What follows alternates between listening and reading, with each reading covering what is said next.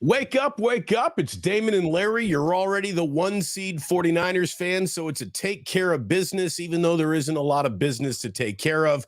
Get Healthy Sunday coming up against the division rival Rams. Larry, it's the game that matters the least, which means the show, by definition, should matter the least, but it will not. We will have an awful lot for those tuning in today. Welcome. It's good to have you here. Click like and subscribe. Larry, hello. Good morning. Good morning to you, Damon. Good morning to everybody. Hope every Niner fan is getting ready for Week 18. And, man, I was so happy to see the Cardinals beat the Eagles last week because, you know what? I mean, let's just say, I don't know what percentage chance you want to give the 49ers of making the Super Bowl, but with the bye week, to me, that jumps dramatically. And then with the fact that they can also rest key guys this week, including Brock Purdy, I think that vaults them their percentage even higher. I don't have a lot of strong feelings about the rest of the competition in the NFC. And I think we're going to get a trip to Vegas this year. I don't want to put the cart before the horse, but I'm already checking out hotels and looking at plans because you know what? I'm planning on being in Vegas in a few weeks, and I hope the Niners are as well. Well, it's a big 3-night minimum stay, Larry, unless you're going off the strip. We'll talk more about that as it gets closer and what your plans might look like. But this certainly is not the matchup that we expected when Week 1 rolled around. You saw, Rams coming in last week of the year. That game could really mean something. Or it could mean Sam Darnold versus Carson Wentz. And I don't think anybody had that on there, what could happen in the NFL this season bingo card. But here we are, and it is a luxury that the 49ers don't have a game against the Rams, Larry. You talk about the bye week, and you're totally right. Thank God that they've got that. A healthy Niner team's a dangerous Niner team. We've done segments about that. There's a short out there that your son produced out there about that. There's a whole video out there that Kevin produced about that you and I were talking about.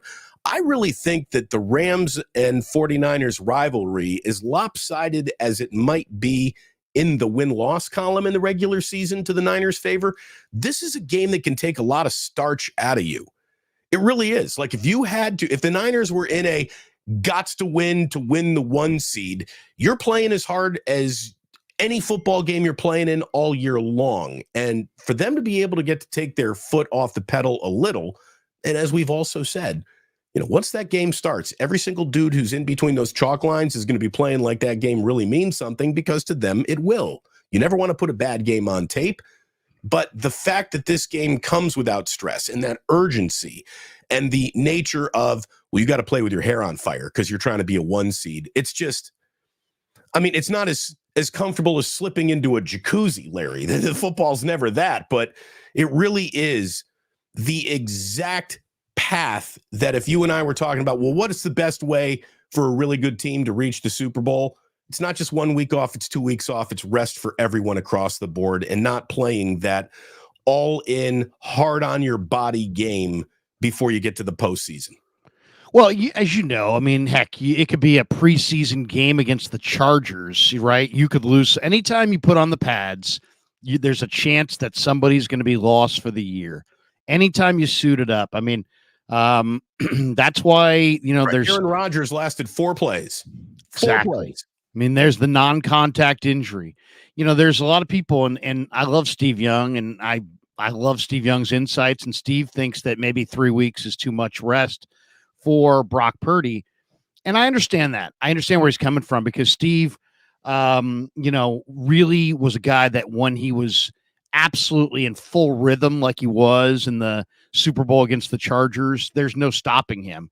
But I think the 49ers are going to do the next best thing, which is they're going to, Brock's going to, he took half the reps in practice this week. He's going to continue to, and they're not going to, it's like, as Brock said yesterday, I'm not just going to be sitting on the couch, doing nothing. He's going to be doing everything except playing in the game. And it's all about, I looked into the numbers a little bit on Brock as far as, what exactly are we talking about as far as, he's a second-year player. So he's not, and he really didn't play full-time as a rookie until week 13. So in a lot of ways, this is his rookie year. It's his first full year. I looked up his stats at Iowa State. In college, the most games that he ever played was like 13. I think, he averaged between like 10 and 12 games. He's already played 16 games and 18 if you want to include the 2 preseason games that he played in, and he's going to play in 21 if they make it to the Super Bowl.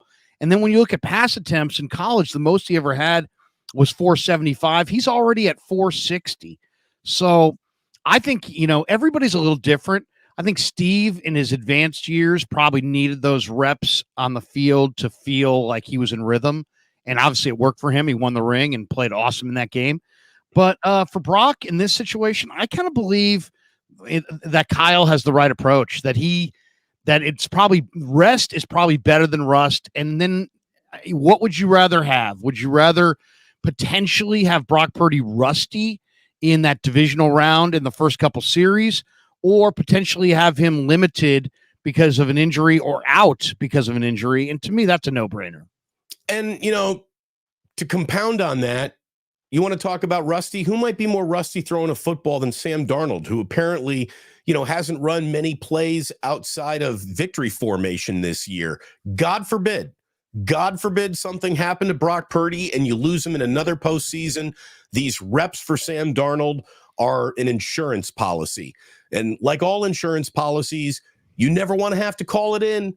You never want to actually have to cash in on those. You're just happy to pay the deductible. You're happy to make those payments to just know it's there in case you run into that rainy day, but you don't want it to start raining. The insurance policy that you never have to use is the best, but it's also good to get the rust off the insurance policies that is Sam Darnold. And we all went through this last year. What's it like when the Niners lose their starting quarterback in the playoffs? The results were not good. And I don't think they'd be good this time around either. But it's good for Darnold. And I'll tell you, Darnold is going to go out there and he's going to play his fanny off in this game, because I don't know what Sam Darnold thinks of his career and where it is, but I'm sure he still fancies himself someone who's got the potential to be a starting quarterback for a season or two. That whole Sam Darnold is your franchise, that ship has sailed. But can he be, a Gardner Minshew with more pedigree? Can he be a guy who a team does turn to be the stopgap guy, or the fill-in until your next rookie quarterback is really ready to take over? Sam Darnold's playing for his NFL future, along with seasoning up to get ready. God forbid he have to go play a playoff game for the 49ers. So I think he's going to approach this in a big way. The game's got to mean something to him professionally. And just from a football standpoint, he's a California kid. He went to USC.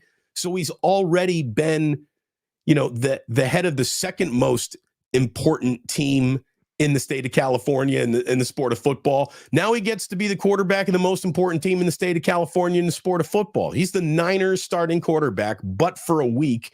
And I'm sure that means something to him. You can't grow up in California without feeling the gravity of that. So I hope he has a really good game. Even though, Larry, if he does have a good game, the Brock is a system quarterback crowd is going to get even louder, even though it won't be the same system, because who knows who else is getting rested in this game. But, I really hope that Sam appoints himself well. Like, I'm rooting for the guy. He has been such a good soldier. He gambled on himself coming here. He gambled on the situation going the right way. He hasn't said a peep that has been wrong or inappropriate. He's kept his mouth shut and done the job of backup quarterback well. And I hope that now the needle falls on him to actually go play a game. I really hope that he plays well. I do. Yeah, he does seem like a good dude. He was on the podium yesterday. We had a chance to talk to him. First podium all year, right? I mean, backup quarterbacks don't say much usually in the NFL. Yeah, really. I mean, I've talked to him in the locker room before, and people are really interested. That video that I put out of the interview that I did just exploded. Tons of people, viewed it. So because he talks so infrequently, but he says all the right things. It's funny. It's like one of these things that you can't win, right? It's like he said yesterday, I hope I don't play, kind of a thing. It's like I hope I don't have to play. And I know what he meant by it. He's just trying to be a good teammate and say, I hope our starting quarterback doesn't get hurt. But at the same time, how would you feel if, you're great in grammar school, you're great in high school, you're great in college, you're a top 5 pick, and then you have to be so secondary that you're like, I hope I don't get a chance to get in there. It's almost counterintuitive. It's like a radio station hires you and you're doing like a weekend sports update, and someone says, "Hey, Damon, Larry, would you like to be in drive time on this radio station?" I hope I don't ever have to do that. You know what I mean? It's like, what? I mean, in some ways that's not what you want to hear, but Sam's a good dude. He's a team guy. He has confidence in himself. I'll say this against the Ravens. I thought he came off the bench and he hadn't had any rhythm. And to me, he established a rhythm. And that in and of itself is a very significant accomplishment. He's not Brock Purdy as far as movement. He's not Brock Purdy as far as accuracy. I don't think he's Brock Purdy as far as the speed at which he processes. But he's a big, strong-armed guy with a phenomenal arm. He's probably got as good an arm as almost anybody in the league.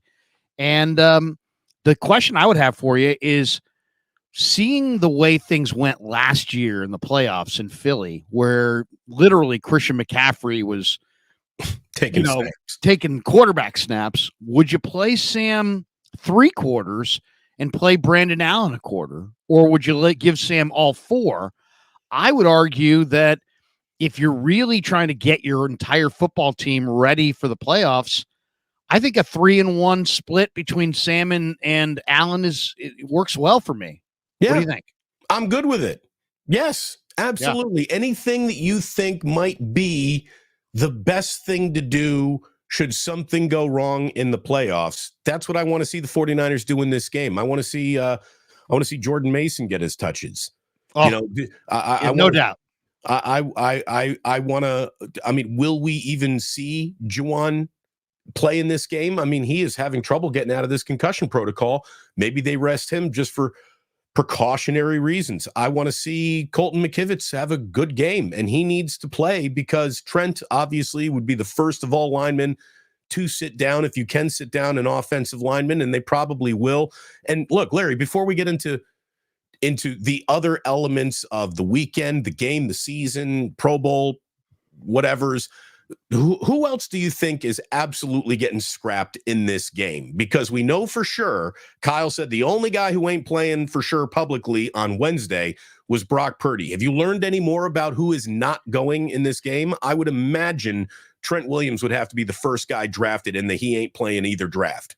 Yeah, I don't know about Trent, though I would suspect he's not going to go. But the guys that we know aren't going to go, Brock Purdy, Eric Armstead, Ambry Thomas. That's right. He's not going to go either. And who's the other one? There's a 4th guy that for sure is not going to go. By the way, can we give a little salute to the tough guy, to Ambry Thomas, who apparently played in Washington with that broken hand and played that entire game? Larry, I didn't see the injury report. I didn't know that he was suffering from a broken hand. They gave him a very soft cast. It didn't jump out on the film. I didn't know that he had the broken hand until afterwards. The fact that he went in that game is some big boy stuff right there. And thank God that you don't have a high leverage game against the Rams, because if they were in full go mode, that's Cooper Kupp, that's Puka Nacua, that's Tutu Atwell, and to try to beat them without one of your 2 best corners would be more than an afternoon than anyone would want. So it's good that this game doesn't mean anything if Ambry can't go. Yeah, Ambry's somebody said this to me once. Dude's a bro. Bro's a dude. Bro's a dude. So I mean, there's no question. It really works either way. It works either way. No, but Ambry's a tough guy, and Ambry's had a great resurgence in his career this year. I'm really happy for him. I've talked to him 3 or 4 times. Every time. Hargrave's sitting, right? I would imagine no Jair Brown. I would think maybe no Hargrave, though. I think they're going to try to play as many of the starters for a limited amount of time. this game's going to be a tough game to navigate on every front, right? Who plays, who sits. And I asked Kyle, I said, can you lose, can there be bad feelings in the locker room if some guys, sit over others and this and that? And he's like, hey man, it's all about communication. I explained it to everybody. It's not like preseason game number 3 or something where you can just say, hey, all the starters sit out. You guys are in civvies and we got a 90-man roster. They got a 53-man roster. And, last week we were talking about, well, they could pull 16 guys off the practice squad. Actually, the rule is that you can only pull 2 off. And that would be a rule that I would love to see the NFL change. If you're good enough that you can make week 18 totally obsolete, the benefit should be that you can use every single one of your practice squad guys in that game that does not matter to your seeding. And I think that would be a good rule.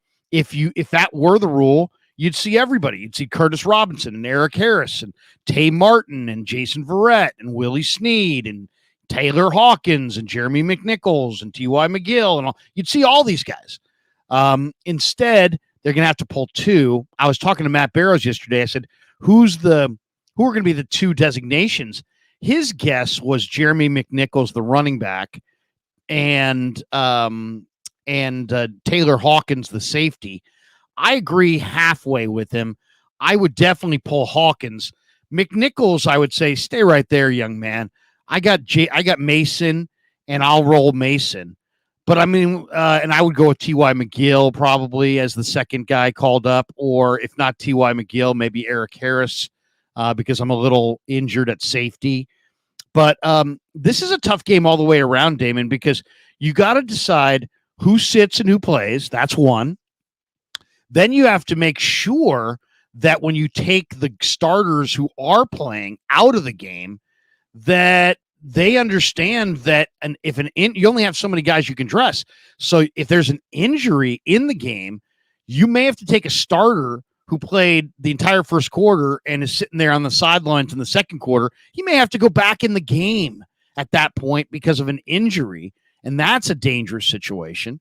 Then you also have the decision of how much does Kyle Shanahan show schematically in this game, because the Rams, in my opinion, are very likely to reach, a second game against the Niners or a third game against the Niners this year in the playoffs, because I think the Rams are good enough to upset some people. So, you don't want to get anybody hurt, but at the same time, you don't want to show anything. I'm not worried about the show anything. I don't think there are any secrets left between the 49ers and Rams at this point. I think McVay and Shanahan know each other inside and out, and it's let's just say you play that first game, and let's just say, as Kyle is known to do, let's say you have a certain play that you think absolutely is going to go against the Rams. Don't use it in your back pocket. Yeah, keep that in your back pocket. You don't use it now. Oh, look, Kyle has a playbook that he hasn't even gotten to yet this year, right? I mean, he's saving it for maybe two. Exactly. There's a second chapter in that playbook. So I'm not worried about schematics one bit. As a matter of fact, I haven't even thought about it. But one of the things that you said, so you're telling me, Damon, congratulations, you're NFL commissioner, and you get to make a couple of your first moves, and you don't need other owners voting. You don't need a players union vote. You have total autonomy as brand new appointed commissioner of the NFL. What's one of the first things you're doing? Well, I think maybe the very first thing I'm doing, because it is the biggest problem in football, is take every official and make them a full-time, year-round, constantly training, on-the-clock official. So we'll start there to solve the single biggest problem, I think, in front of the entire sport of football. The second biggest problem is the other move that I would make, and I would instantly expand every single game day roster from you dress 53 to you dress 60. I would give every single team the right to dress 60 guys. I would expand rosters. I think I would expand practice squads, the salary cap. Yes, more is better, and more in one place for multiple years in a row is better for the league. Football gets better with continuity, and there's so little continuity. There's so little continuity with free agency and player movement and injuries and guys missing years upon years due to, recovery and rehab. So I would I would absolutely grow the base of guys that you get to train with year round. So maybe when you do have to go to the backup guard, your offensive line play doesn't slide dramatically in the wrong direction. I just think it would be better for the game, and it would be an infinitesimal salary drop in the bucket. And why the league hasn't already considered it, I don't know. I totally agree with you. I'm a big advocate for the NFL starting their own minor league, because I think the NFL they haven't even realized how popular their sport is. Well, that's what college is, isn't it? Isn't I know, that what but major college football there is? yeah, but like, there's secondary leagues, right? There's all kinds of secondary leagues, including the CFL and others, and all these little startups, and they all fail. And they all fail. Why do they fail? They fail because the branding isn't there. People don't want to root for the Boston Breakers. They want to root for the Patriots. They don't want to root for the Invaders. They want to root for the Raiders or the Niners. You know what I'm saying? And if you had a springtime league that was actually minor league Niners, that were players that were owned by the 49ers, You call them the 40 Miners. guess who would be in serious trouble? The Giants. The Giants, not the New York Giants, the San Francisco Giants. Baseball would be in trouble if football played in the spring with minor leagues. Football's minor league would have a chance to do better numbers than Major League Baseball if you had true affiliations. If you could actually see, like in the Canadian League, there's a negotiation list, right? You got like 60 guys or 50 guys that you own the rights to in America that from the Canadian teams. There might be guys that played at Michigan or whatever that are on the negotiation list for the Hamilton Tiger Cats. They don't actually play, but if you actually said goodbye to the USFL Part 2 and the Arena League and XFL. all those secondary leagues, and just did even if it was a six-week season in the spring of minor league and it was a developmental league, I really believe we're at the point now where the football fan would absolutely watch that over baseball, and it would become a major thing. So that's one. Isn't that, without interrupting, isn't that what NFL Europe was supposed to be? Right. And it was great. And it really did a great job at developing things. And it really helped push the sport forward abroad. And that's why the NFL is going to have better luck expanding internationally or quicker. They'll be able to expand internationally quicker than these other leagues because they actually have a footprint now and a foothold in those spots. But that's one thing I would do. I would grow the practice squad. I think, Kyle, if you talk to Kyle about it, man, it was 4 guys at one point. Now it's 16 guys. I think, it would be better. I totally agree with you. That old quaint story of, oh, you know what? He was working at Kruger's on Wednesday, and on Sunday, he's playing for the Kansas City Chiefs. And people are like, oh, isn't that neat? What a neat story. No, it's not a neat story. That's I'm paying big time professional football prices for a guy who's bagging at Kruger's on Wednesday. That's not good.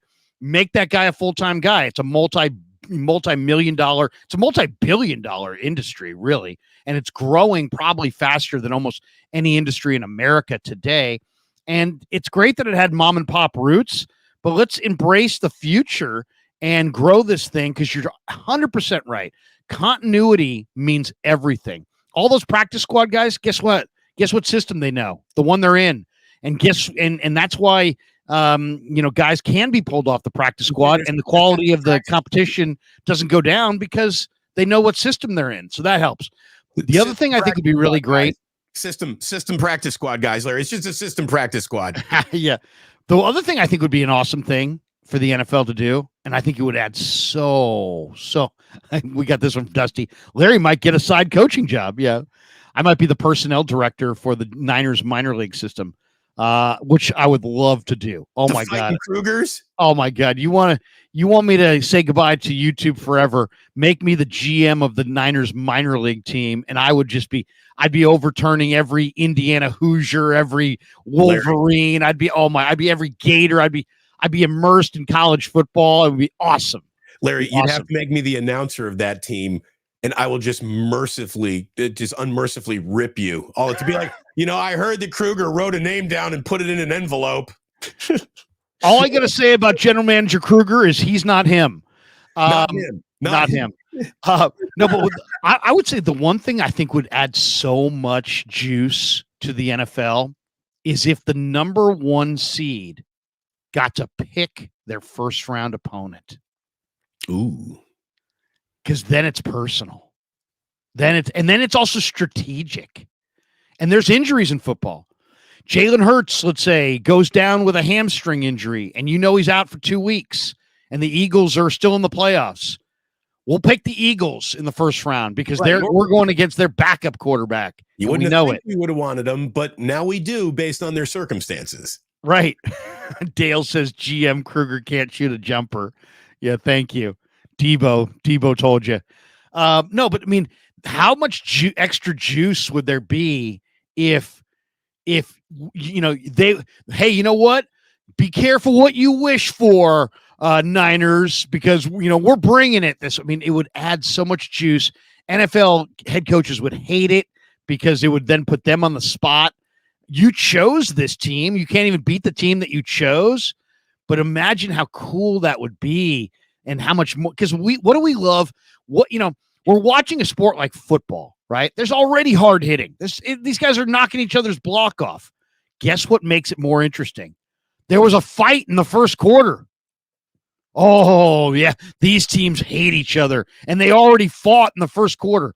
College football, what's one of the things they show you in some of these big games? Before the game, this happens in the playoffs with the Niners and the Rams in the NFC Championship game. Trent Williams and the guys came out, and Michael Brockers and Ashawn Robinson, they were mixing it up at the 35-yard line before the game, and they show you that. Why do they keep showing us the clip of that? Because it adds to the juice. It adds to the narrative. It adds to the idea that this team hates that team, and they're going to get it on, and you have to watch it.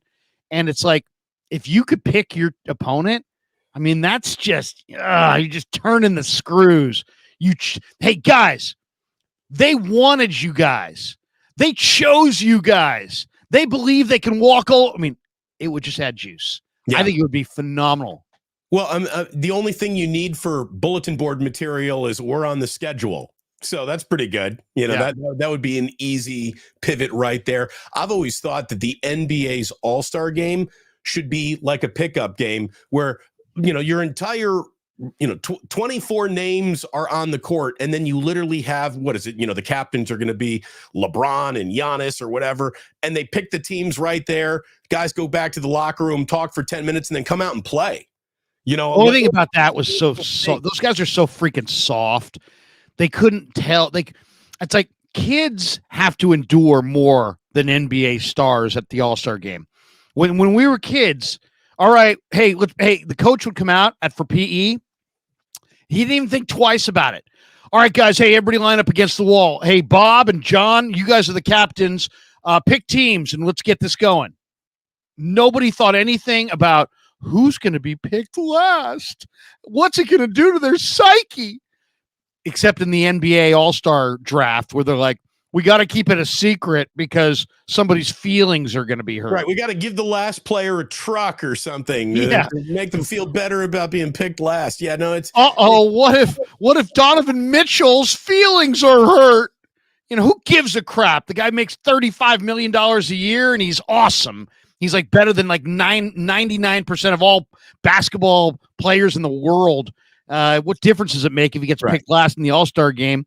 If anything, it's a nice, rare moment where guys are kind of humbled, even though they're freaking awesome. It's probably the only adversity they've ever really run into on the basketball court in their entire lives. And no, we can't have that. But as kids, it was like, hey, you two guys, captains, pick teams, go. No, they weren't like, and don't pick Johnny last because Johnny's gonna cry. Right. And I'm sure it felt bad to be picked last.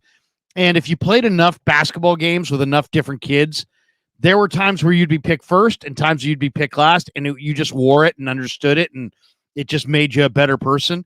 But it's like we can't have that. We can't have the NBA stars can't be made to feel like they're lesser. It's just so pathetic.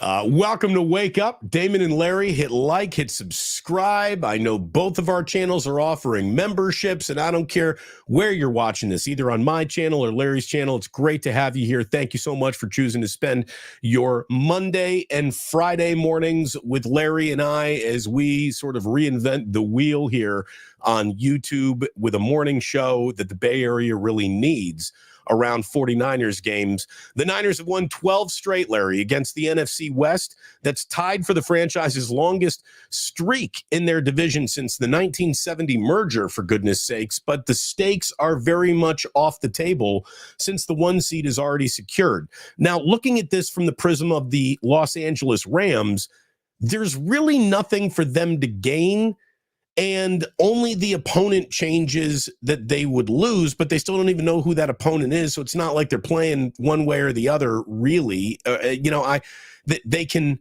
stay where they are, or they can fall back one more notch in the pecking order. That's really all that can happen to the Rams.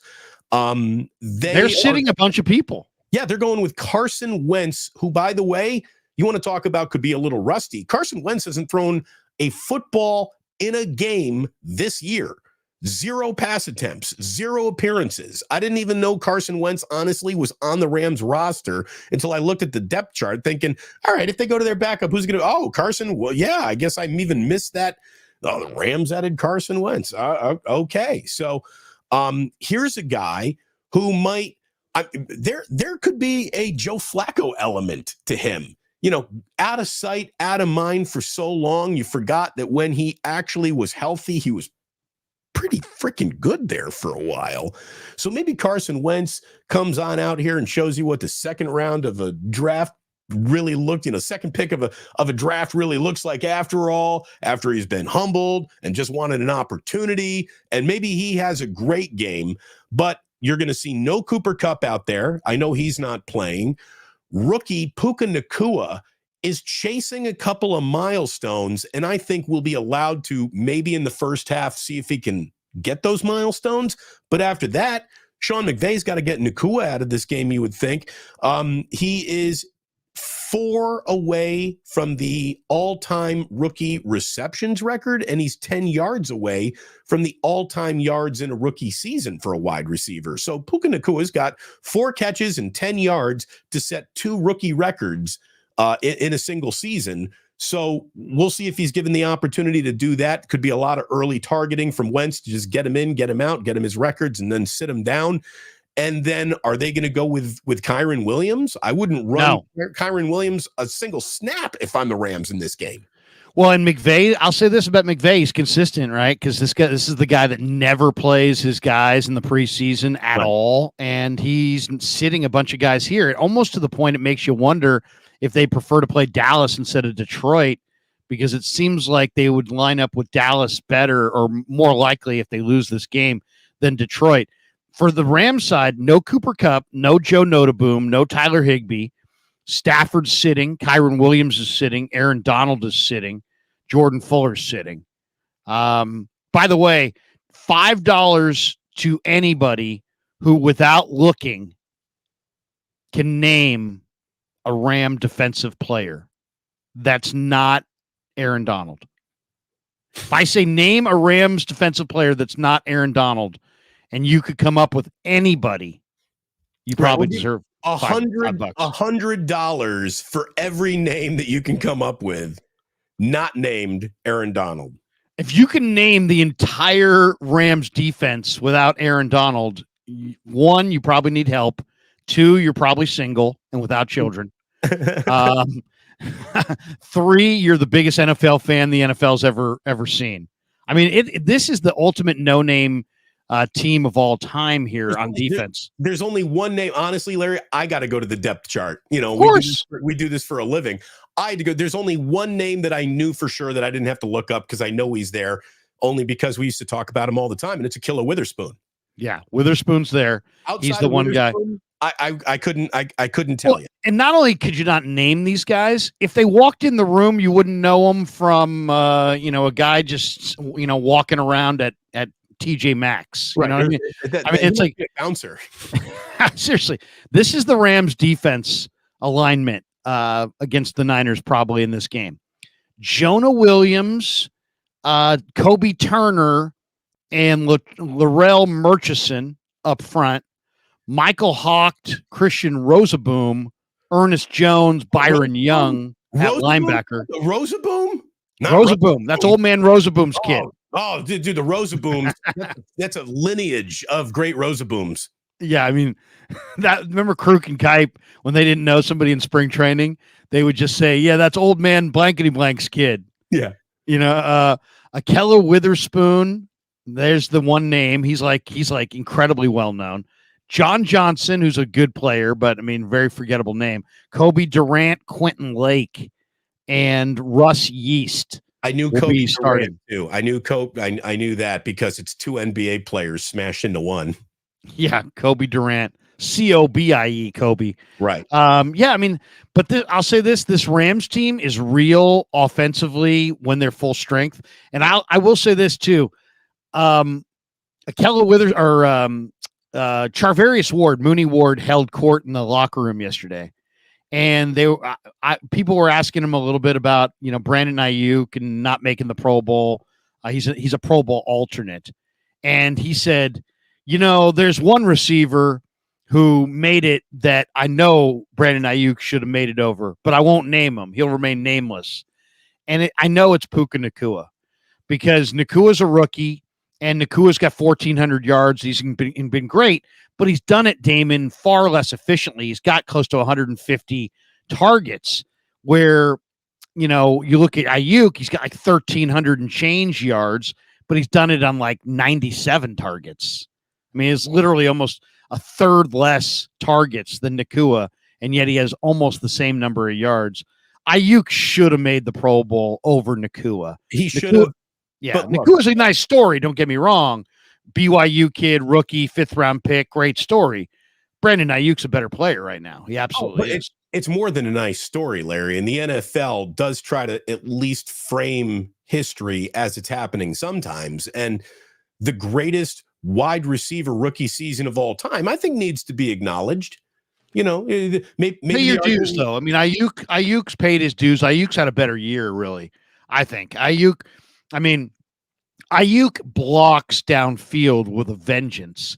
Ayuk is on a team that has, awesome weapons everywhere. Hasn't made one peep of, hey man, get me the damn ball. Ayuk off the ball plays like his hair's on fire. He's looking for dudes to knock off their pins down the field to free up McCaffrey for an extra yard or two. I mean, he's proven it this year. Right. He's put it on tape, Damon. This guy's Ayuk's run 35 yards down the field to block for somebody. I mean, I love Debo, but Debo doesn't quite do that. I mean, Ayuk is truly exceptional in almost every phase. So he's the ultimate Shanahan wide receiver. He really has become that. Yeah. It's why he's not going anywhere. It's why he's going to get the bag to stay right in San Francisco. There's no way Brandon Ayuk is a cap casualty and walking on another team's roster in a year from now. I don't believe that at all. So, unfortunately, wide receivers don't make to the Pro Bowls because of downfield blocking prowess. I would even venture to say it's not even really considered. It should be. It isn't. It's not part of the prerequisites that fans think about or vote upon. And I don't think you can deny Puka Nacua his place on this team. It's a shame that Brandon Ayuk didn't make it and had 9 other Niners and he not been one of 9 alternates named. I mean, the 49ers got 18 guys who are, wink and a smile Pro Bowlers. That's incredible. Yeah, I mean, it is incredible. By the way, Slavic Niner down below there says Eric Harris is going to crack Puka up the middle. Maybe. If you get a chance to go to the Krug show and check out some of the videos and interviews I've done this week, one that I'm truly proud of is the one that I did with that kid, Eric Harris, Damon. You don't get into media unless you love a good storytelling, right? Mm-hmm. And this kid is such a great story. And I read his story about a month ago, and it was like every little bit of it like stuck in the back of my brain. And then the Niners signed him, What makes to it a the great practice story? squad. What makes it a Well, great story? he's from Pennsylvania. He went to a Division III school called California University in Pennsylvania. And when he was in college, his girlfriend and him got into a car accident, and she had a serious brain injury and had some partial brain memory loss, and she still deals with seizures to this day. They've had to overcome that.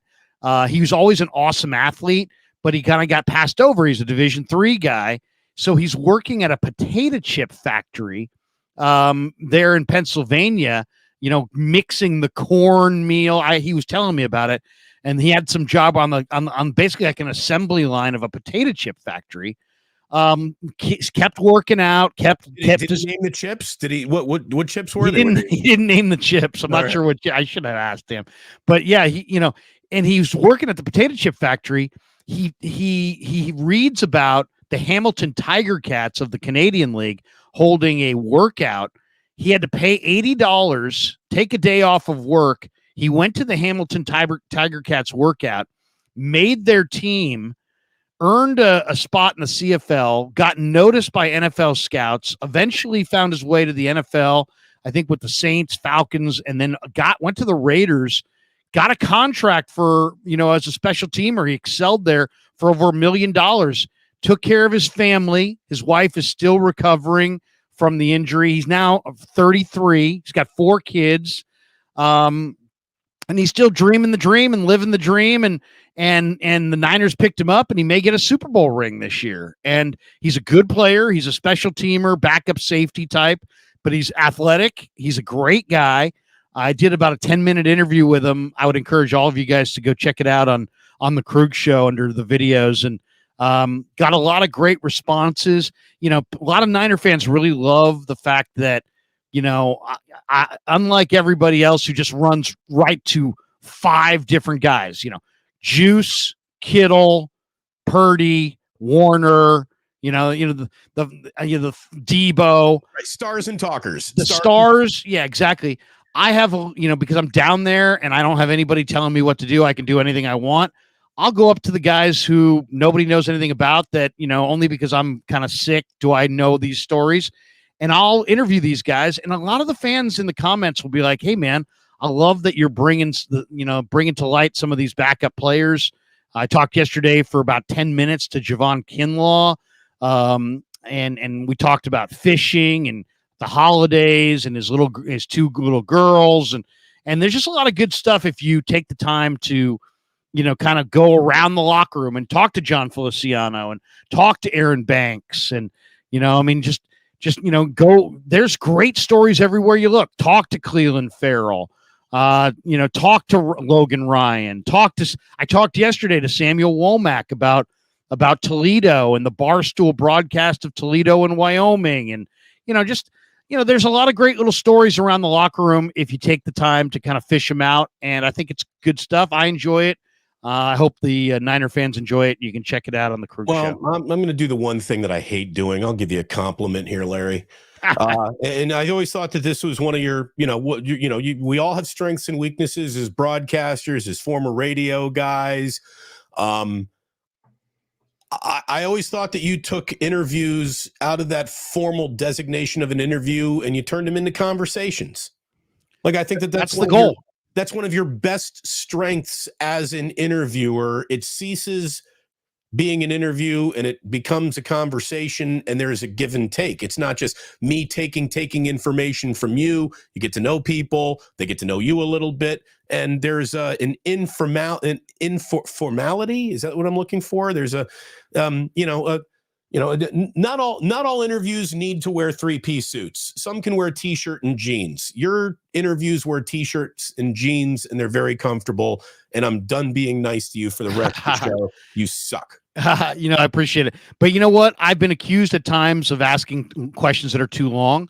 But when you're just in that locker room, some of the best interviews that I start with, I'll just go up to a guy and be like, "Hey, what's going on, bro?" Or, "Hey, what's up, man? How you doing? How's your year going? Or where are you from, man? Tell me a little bit about yourself. Give me a little bit about your background."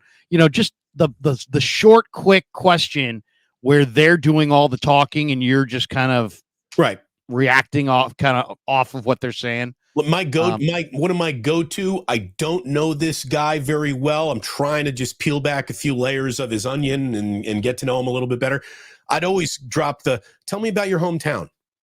Yeah, that's a good one. Tell me about your hometown. Did your high school have a good football stadium, or was it, or did you have lousy grass and the turf around it, the track around it was all, crumbly and it sucked? Tell me about your high school. And that gets guys talking. And so what do you do? It's another great one, because you don't think of all the different things there are to do. Just go, hey man, what do you do? What are you into when you're not, I mean, I know you guys are all into lifting and eating and practicing and more lifting and film. When you're not doing all that stuff, man, what do you like to do? Right. And it's like, by the way, this is where the golfers get really excited and they lean forward because they want to tell you about their golf game. Yeah. But I mean, Kinlaw's like, I like to fish. And then the follow-up question is, what do you fish for? And then as soon as they say, oh man, wide mouth bass, what do you use as bait? Absolutely. Get into what he uses. Niner Banks is Larry's the Oprah of the Niners. Thank you. Nice. I've never seen Oprah spelled with an H before, but that was good. Greg Escons is his favorite is my one with Kinlaw. Yeah, I really do enjoy that part of it. It's really cool.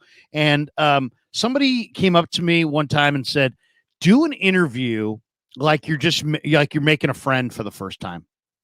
Like if you met somebody, you're standing there, whatever, you're waiting in the line at the DMV, and somebody chats you up and you starts asking you about yourself. How do you talk to that person? How much do you tell them about yourself? How much, what do you show interest in them? Well, and it's real simple though. No matter how approachable and friendly and disarming your questions or presentation may be, you got to have a willing participant. And there's an awful lot of guys who've been burned by plenty of media members who are, just looking for clickbait and headlines, and they feel that this is, an untrustworthy transaction. So again, enough compliments for you, Larry. Yeah. No, but you do a good job. You do, and it's my favorite part of the week, Damon. I love going down there and just walking up to some, random guy, and just be like, "Hey, man, what's going on? How you doing?" I was talking to Ray yesterday, and I'm like, "Hey, Ray, what's going on?" And I said, "You gonna get back out there this week?" We're having a whole conversation, back and forth. He's talking to me, I'm talking to him. I realize he's on the phone. After like four questions back and forth, I realized, hey, you're on the phone, aren't you? He's like, yeah. I'm like, oh, geez, sorry, man. I apologize. I felt like an idiot. It's like literally asked him like 3 questions while he was on the phone. I just couldn't tell. Well, become a better interviewer, Larry. Is basically the theme of this segment. You win some, you lose some. That's all right. For you bettors out there, I remember when the Ravens were playing that we feel disrespected that the Niners are favored over us, and boy, they came out and made a statement. But the Niners have been favored now in 25 straight regular season games. That's the second longest active streak in the NFL. The Chiefs were favored in 27 straight regular season games. And the Niners exist in a world where, Larry, I think they're going to be touchdown favorites over anyone to and through the Super Bowl should they reach it. I mean, who is the team? The Rams or the Niners? The Niners. Did I say Rams? I thought you said Rams, but go ahead. Well, maybe sorry. I just heard wrong. Yeah, this is look at it this way. We could call it Rams Wake Up. We'll see if we get any copyright desist, trademark infringement there. But no, we're talking Niners, obviously. I think they're a touchdown favorite in every game they play the rest of the way. You know what? It's weird. It's like my good friend Kyle Posey, who writes for Niners Nation, wrote a phenomenal piece, and I would encourage everybody to go check it out. And then I saw Stats do a thing with Grant, and he kind of stole from Posey, and they turned it into a little reel. And it was basically the 49ers had a 20-day rest disadvantage this year against their opponents.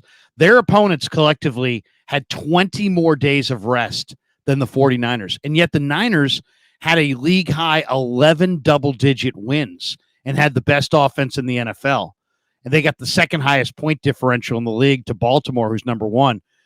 So in some ways, the 49ers, despite their 1 seed, in some ways they're even better than I think people even realize, because they had that rest disadvantage, and yet they won their games by a large margin all year long. So, it's to me, it's really interesting. And it's, if you say, what's the Niners' biggest weakness going into this thing, you could debate that. But I think the 49ers are going to fire in these playoffs. I think they're going to come out rested, ready, and full tilt. And I think we haven't really seen them put all 3 phases of the game together and really deal somebody their fastball. And I think when they bring that fastball in the playoffs, teams are going to get overwhelmed. I think the second half against the Eagles was their fastball. That was they called their own shot. They pointed to the center field and they crushed it. I mean, I thought that was maybe the apex of the entirety of the how dangerous are these guys. I would also submit Dallas coming out of the bye week against the Jaguars. Yes, that game, great game felt like, okay, if you're going to be who we think you might be, you're going to show us some fangs now. And they did that. So I thought that was a good statement. Another reason to like Brock resting is look how well Brock threw the rock in that game against Jacksonville. I mean, he really showed arm strength. That throw at the beginning of the third quarter where he led, he pump faked to Ayuk on the shallow cross, saw Kittle one-on-one against Devin Lloyd along the right on the wheel route on the right side, and then without being able to step into it, just released it high and still led Kittle past Lloyd 35, 40 yards down the field. He showed serious arm strength in that game. And that's another reason I love the Brock rest concept is I think,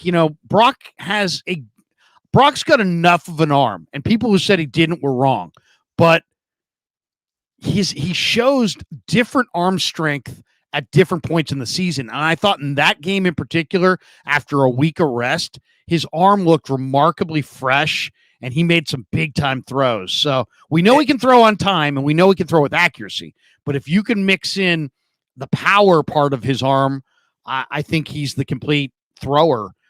So I'm excited to see what he looks like. Well, I mean, when we think about rest too, again, my mind goes to quarterbacks and, the pitch count on his arms and all that stuff. To me, the real difference in the 49ers isn't so much their offense when rested, it's that defense. And this is something that you and I did talk about on Monday on that version of Wake Up. And you even went through the missed tackle stats, how fewer tackles are missed when the Niners are rested. And I just think you get a better defensive line out of this rested defensive line. They had 5 sacks against the Jacksonville Jaguars coming out of that bye week. And that's where I thought the real tooth of that game was. Yes, it was a good game for Brock. They won 35-3, right? Wasn't that it? I don't remember the final, but that was Chase Young's first game. 34-3. So it was, they took they took Trevor Lawrence and Travis Etienne and Calvin Ridley and Evan Ingram.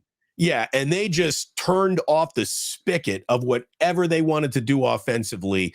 And it's the defense that is the difference. To me, the offense has been pretty freaking consistent all year long. Again, this is, something that you and I have talked about, even in the 3-game losing streak before that bye week. Yeah. Brock had him set up for a field goal to win in Cleveland. Field goal missed, you lose. And then when he threw more interceptions than anyone wanted to see him throw, he also produced over those 2 games, the disappointing games against Minnesota and then the best of the Bengals.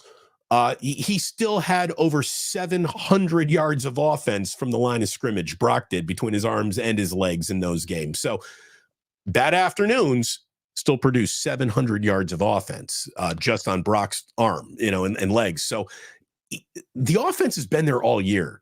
It's what kind of a defensive afternoon that I think rest really changes for the Niners. Totally agree. And if you're saying within that point, Dre Greenlaw is the guy that I'd want to get off the field in this game as soon as possible. Even if he starts, get him off the field, make Jalen Graham active, make D Winters active. Who cares if the Rams gash you in the run game a couple times because the rookie backers take a bad run fit? Who cares? Get Greenlaw healthy and fresh, and you're going to the bowl.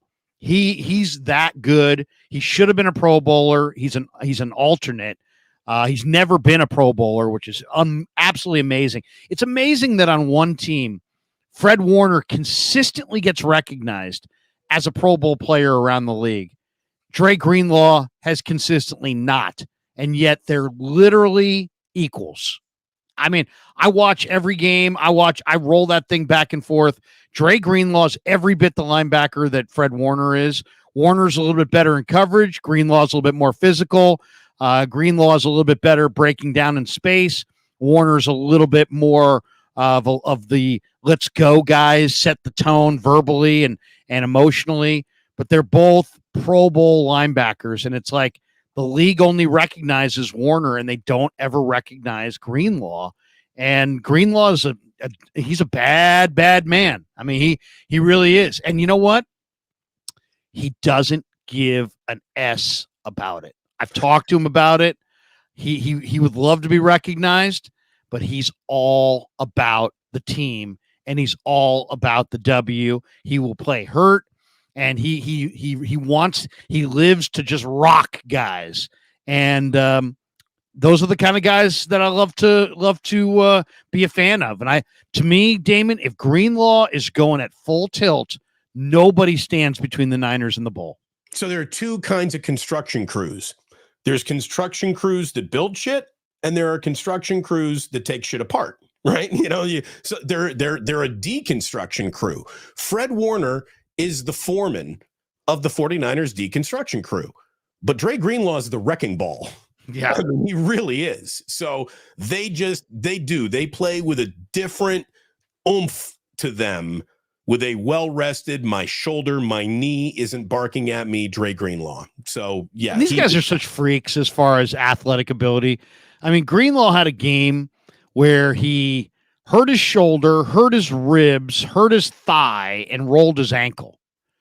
And I'm talking to him, and it was one of the night games earlier this year, and I'm talking to him in the locker room after the game, and I'm like, dude, it looked like you rolled that ankle pretty bad. How is it? And he's like, you know what? It was bad at first. It looked really bad. And then he starts jumping up and down. He's like, nah, but it's feeling pretty good right now. I'm like, dude, you're jumping up and down. You fully rolled that ankle. I mean, it's like, it's these guys are built in a totally different way. It's an amazing thing watching the abuse their bodies take and how they can endure it. But that guy's just, it's funny when I start talking to him about hitting people, he gets this like Cheshire cat grin. He's like, he lives to blow guys up. And a couple times I've asked guys in the room this year, hey man, shit's going down. And, a bunch of dudes are rolling up on you in a bar, and everybody wants to go outside and brawl. And you could have one guy in this room, to cover your backside. Who are you taking? And guys literally will sometimes start looking around the room. They start looking around the room. And then the guys who got the most votes this year, Javon Kinlaw, which of course, I mean, Kinlaw is just scary, and Greenlaw. People, and Jawan Jennings got some votes too. Yeah, that makes sense. JJ's a tough guy. Some strap with him. Yeah, but Greenlaw is, people would be like, oh yeah, man, I want Dre rolling up. If stuff's going down, I want Dre rolling up, covering me. And I told Dre about that, and he just smiled. But it's funny. I joked him after the Pittsburgh game that next week.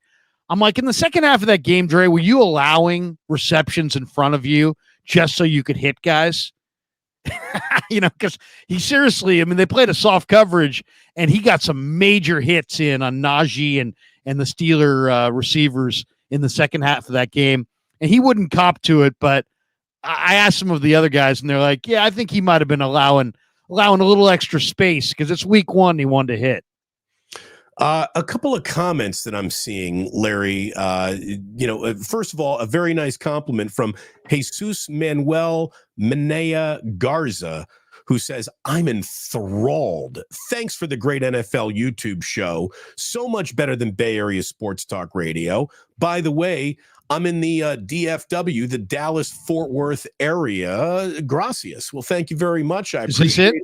There is another thing. He said brilliant, enthralled. There's another complimentary thing, but that's the same guy, same avatar. So thank you, Jesus. Really appreciate it. Absolutely. That is the nice compliment. I'm not trying to pick on anybody. A guy named John Shoop says, I like Brock, and I think he's the guy.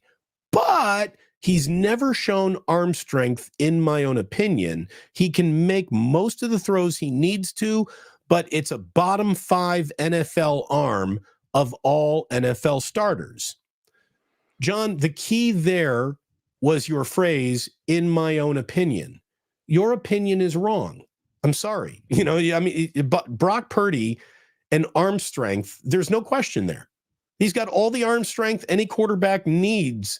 The whole concept of, can he on one knee throw it from the 20 to the back of the other end zone? Kyle Bowler, remember Kyle Bowler? Yeah, you don't throw from your knee, and that is ridiculous. Brock Purdy, for a guy who doesn't have any arm strength, leads the league in downfield passing, leads the league in yards per attempt, yards per throw. Like, you can't get or measure a downfield arm and have it come out better in the measurement than what Brock Purdy's shown you. So, like you said, in your own opinion, John said he wasn't impressed. Well, it's just like, what are we talking about here? Is this, this is a game. This is a football game. To me, there's two kinds of arm strengths. Either you do have requisite arm strength or you don't. Those are the two categories. If you don't, you probably are a backup or can't play. We saw that with like a Tim Rattay, a Nick Mullins, or, one of these guys. They can make, if they step into every throw, they can make a throw. But if they can't step into the throw, they don't have anything on it. And then there's requisite arm strength. And that's like, you can make all the throws. Brock Purdy can throw the deep out from the wide hash and put it in that window and get some zip on it. And he can drive that ball to the sideline. He makes tight window throws, and you don't do that without the arm strength. Now, is he John Elway? Is he Flacco? No. He's not Flacco. There are some guys. Jeff George was just, God kissed him as a baby on his arm. It's like it's like literally you'd be like in awe watching Jeff George just play catch with somebody on the sidelines. You're like, whoa, look at that. This guy's zipping it. You would watch Jeff George throw one deep ball, and you'd ask yourself, how's this guy not the greatest quarterback who ever lived? Like, that's how impressive his arm strength was. Can I tell you my Jeff George insider story? Please. He's playing for the Raiders. My buddy is working for the Raiders. And he's like, I'm talking to him, and he's like looking out the window at the Raider facility. And he's like, hey, Jeff George just drove up. And I'm like, so what's the story there? And he's like, it's the player's off day. And I'm like, oh, so he's a hard worker? And he's like, no. And so I said, well, why is he there? To get treatment? No, he's not hurt. So what's he there for? He says he comes in to make long distance phone calls at the facility, charge him to the team, and then leaves. He would duck into an office, make long distance phone calls on the Raiders' dime, and then take off. You're making multi-million dollars a year, and awesome. This is pre-cell phone, of course. Hey, Larry, that's, if you want to be rich, if you want to stay rich, it's one thing to get rich. Can you stay rich? And Jeff knew his career was on borrowed time, even with that glorious God-kissed arm of his. So yeah, saving distance on long distance phone, saving money on long distance phone calls. That's a brilliant move, if you don't mind me saying. Seriously. Bronson, it says accuracy over arm strength all day, and that's Purdy. And Bronson, all I can tell you is that great name. I keep coming back to something that it's just so simple. It gets overlooked, and it's literally like the T-shirt that Steve Young should wear. Do you throw a catchable ball? Brock Purdy throws an eminently catchable football. That means it's not thrown too hard. Everything is not a demonstration of my arm strength. It is, let me put it in the spot to allow you to make a play on this ball and not allow the defender to make a play on this ball. And that's what Brock Purdy does well. So I think Steve Young is one of the smartest guys to ever play professional sports. And I always return to that saying, do you throw a catchable ball? Different sport, another guy who was even better at, like, I'm going to tell you right now, Steve Young was a great quarterback. He wasn't as good to his position as Greg Maddux was to his. Greg Maddux is one of the 5 greatest right-handed pitchers to ever live. There is no debate to be had. That's who Greg Maddux was. Greg Maddux didn't have arm strength, but he could. No, wait a second. As a Cub, he did. Well, yeah, no, 95 in the 89 LCS. But he could knock a pin off of a flower petal. Oh yeah, he was awesome because he was so accurate. He could control the ball. And Greg Maddux, I remember late in his career in Atlanta, as he was losing the miles per hour on his throw, he was asked about it, and he said, "Go stand on the side of a highway, no radar gun. Did that car just go past you at 94 or 89 miles an hour to your naked eye? What do you think that was? Oh, you can't really tell, can you?" So that's how important he thought it was. Now, he also, again, could paint like Picasso on corners. His accuracy and ball control were... And the smartest pitcher I think I've ever talked to. I did an interview with him one time, and I was just like blown away. Right. And Maddux and Damon would notice if a batter stepped out, and then when he stepped back in, if he had stepped a half inch closer to the plate or a half inch up in the box or a half inch deeper in the box, he noticed everything. Yeah. It was like he was looking at the game through a Terminator eye where everything was being calculated. And it's amazing. He was an amazingly smart pitcher. He took what looks to be a very simple action of just throwing a ball to home plate, and he turned it into an art form. He really did. And he was just such a great S-talker too. Oh yeah. I don't know if I ever told you this one, but I'm playing Merced Golf Club with my buddy whose dad was a member at Merced. It's one of the best. To me, Merced is better than... I've never played San Francisco, so I can't speak to San Francisco Golf Club, which is very prestigious, but I've played Olympic a bunch of times. Merced beats Olympic like 10 times over. I love Merced. So we played at Merced, and we're on a par 3, foggy afternoon in August years and years ago. And my buddy Jay had a couple beers, and he was kind of cocky, and he's like, "Hey, they're waving us up on a par 3." I go, "Dude, they're not waving us up. They're not waving us up. They're on the green." He's like, "No, they're waving us up." I go, "Jay, they're not waving us up." He's like, "I'm going to hit anyway." I go, "Dude, don't. Just wait for them to finish. Wait for them to finish, dude." He takes out his club. He strikes the ball. It on the fly. It hits on it almost hits on the fringe, and it hits a guy in the calf, and the guy goes down. Okay. Now all 4 golfers, you MFers, they're kind of walking towards us. They're swinging their clubs. They're pissed. How dare you? We get up there. Jay goes, "Dude, my dad's a member here." He's like, "Those guys aren't members." He's like, "I'm going to tell them what's up." I'm like, "Jay, you're going to start a brawl with these 4 guys. I love this course. I want to be able to play here again."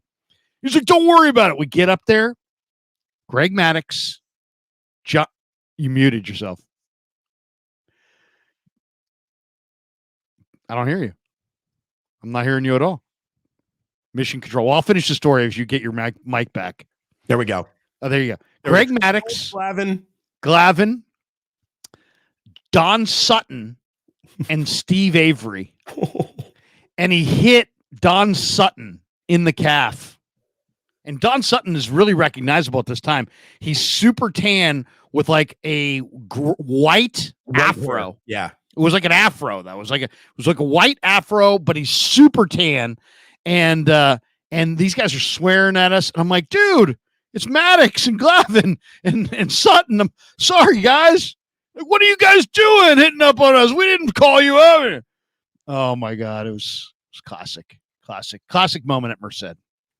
So did you at least buy him around on the 19th hole? Say, sorry, we nearly tore your Achilles there, Don? Yeah, my buddy Jay, I gave him the number or said, hey, put it on blankety blanks. My dad's a member here. Just put it on his thing, and, we'll buy you guys around. And when you get back, just tell the bartender that, By the way, my dad's a member here guy is always kind of a dick.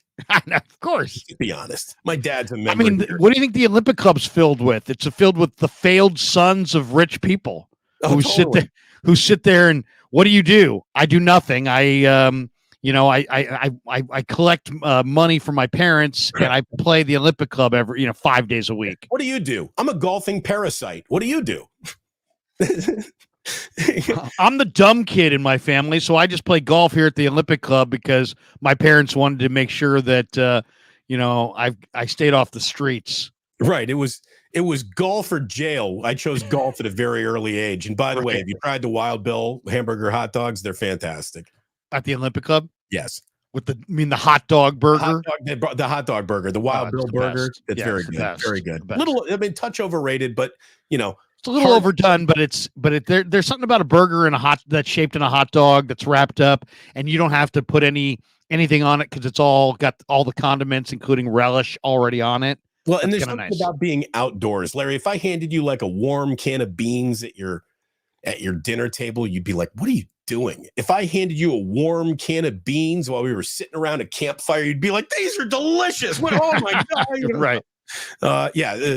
Location and setting have an awful lot to do with it, which I guess brings us back to Greg Maddux, which is where this story started. Exactly. To Brock Purdy and that arm strength. And again, location and timing are two things he has. I'll agree with you. Brock Purdy, the reason why he drives people nuts, the reason why he drives my buddy Nick Wright nuts, and people don't understand what they're looking at, is because he does not tick all the, you can see it with your own eyes. It's all the intangibles. And by saying intangible, you're saying you can't measure it. What Brock Purdy is best at is the stuff you cannot measure with a stopwatch or a ruler or a yardage marker. You can't see it with the naked eye. It's right up here. This is where Brock Purdy wins football games. And right here in the chest too. He's got a great heart. Not here. Here is where he's winning games. So yeah, and I mean, it's like when I talked to him for the first time, I was like, "Wow, dude, this guy," because you could tell he was smart as hell, but you could also tell this is the guy that shows up to beat you. He doesn't show up for the girls. He doesn't show up for the fancy car.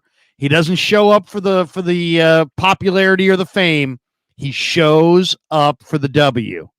And if you want to say what's the play that illustrates who Brock Purdy is, it was his rookie year against Seattle up there when he's trying to ice the game and he slid forward and extended the football. He literally looked like he was sliding into second base as a baseball player, stealing second base, and then he put the football forward. Reminded me so much of Russell Wilson. And how many times Russell Wilson did that to the Niners where he iced the game on offense.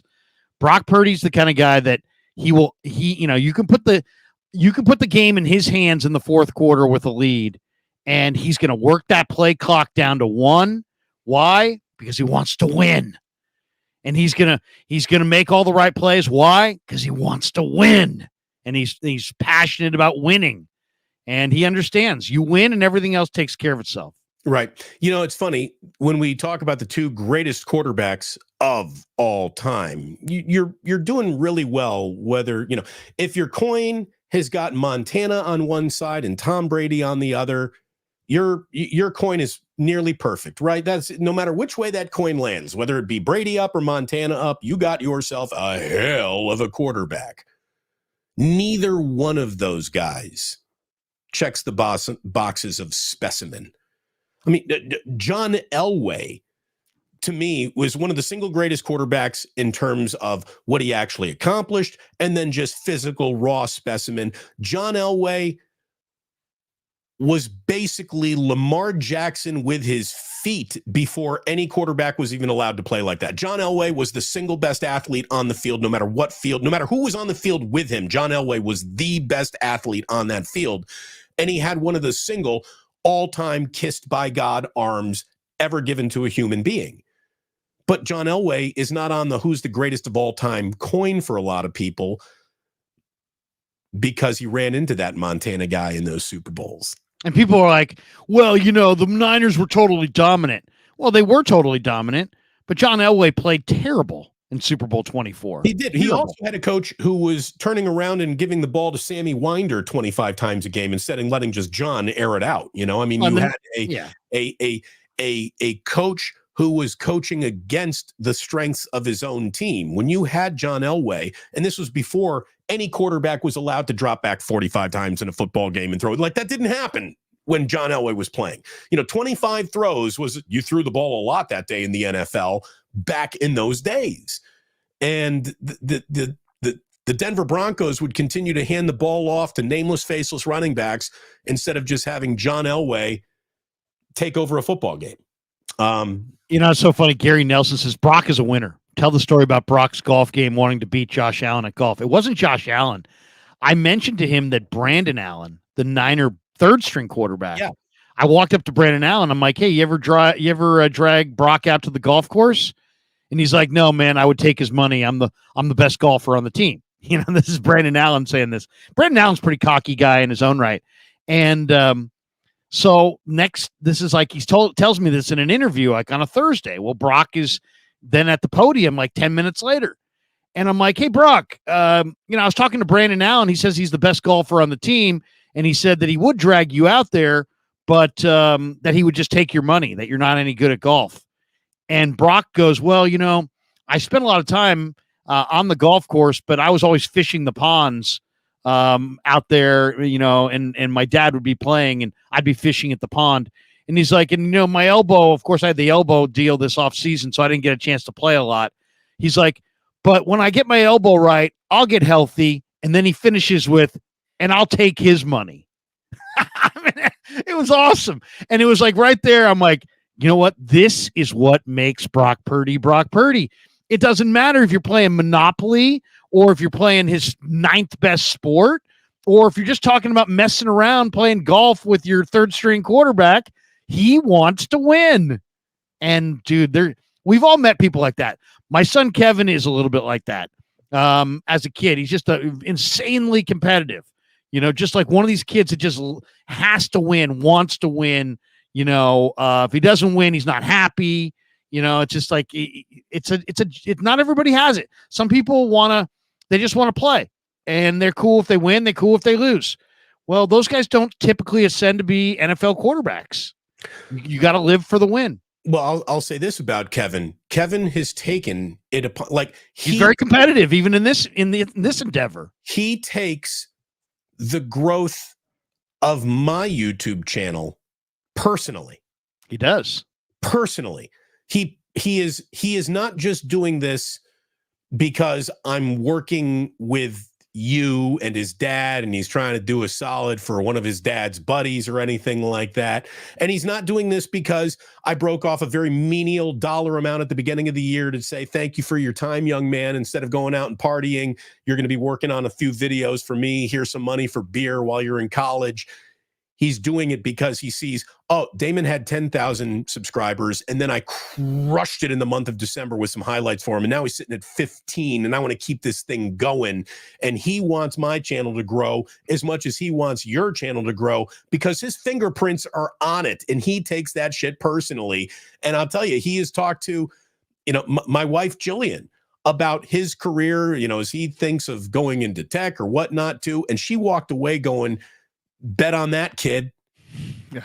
She's like, if Kevin Kruger were a stock, we should buy some. Right. He's a smart kid, but he's very competitive. He's very driven. He's very focused. There are a lot of smart kids. Do you want it? Are you a fighter? That's the difference. And he wants it. He's a fighter. And having said all that, he better make some crackerjack videos out of this right here. This should be his own highlight reel. He should be his own Kevin Kruger short based on this segment alone. Every good YouTube channel needs a Kevin Kruger. Mm-hmm. Dusty Gold says Kev's coming after Dad's job. And then sometimes he'll be like, Dad, that live stream you did sucked. And I'm like, dude, cut me some slack. I'm doing 19 live streams in a week. No excuse, Dad. You should have done this. You should have done that. You should have done this. I mean, it's awesome. Yeah, no. It's so awesome. I remember early in the year, we're talking like week 2 or 3. Like I've just started working with Kevin, just getting to know his rhythm and know about him. And instead of you being involved in the text, I'm just texting him directly now. Right. And not that I talk to your kid differently with or without you in the room, Larry. I been very open and honest with Kevin.